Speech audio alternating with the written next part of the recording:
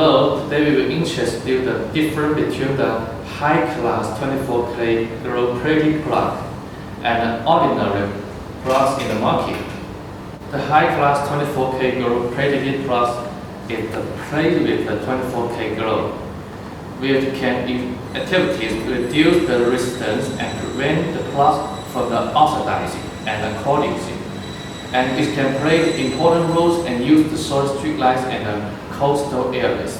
CNC machines cut the 24K glow-plated plugs of high class.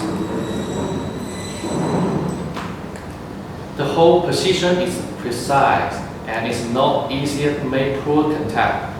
Ordinary plugs are die-cast by mold. After the mold is used many times, there will be wears and tears, resulting the efforts in the hole position and poor contact. The cable with high-class 24K glow-plated plugs is the red copper wire, 50% more conductive than ordinary copper wires on the market.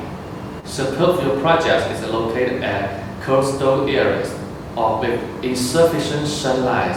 In that case, we highly recommend that your solar street light use 24K glow-plated plugs and red copper wire, which can effectively prevent corrosion and ensure the battery charge of the solar street light.